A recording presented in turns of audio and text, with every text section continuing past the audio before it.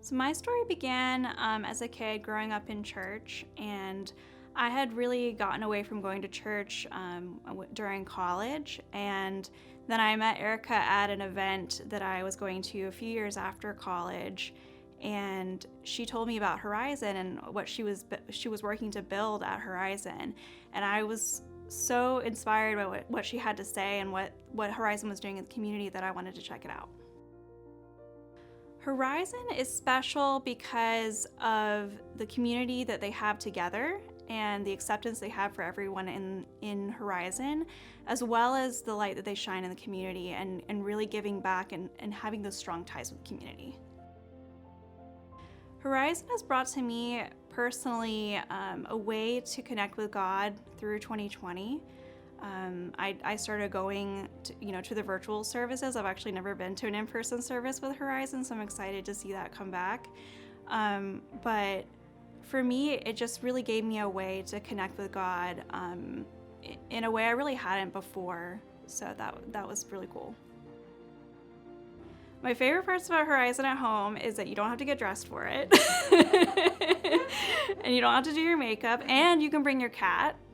I love that because I was thinking about that pretty much every week. I sit with my cat and my coffee, and it's a great time because you don't normally get to bring your cat to church. God's changed my life in the past few years by giving me a place to grow into. Like, He has really provided me with what should be important to me and made that more clear. And so I've been able to, I feel, grow with God. A pivotal moment for me recently was actually a few years ago when I had a breakup that was very, very hard. And because of that, I had to turn to God to really find my center again and find what was important to me and to God.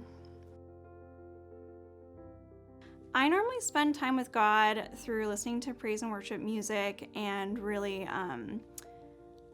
singing the words as a prayer. And then also when I have something on my heart that I want to talk with God about, I normally just do a quick prayer, normally less than a minute, but sometimes throughout the day I do that.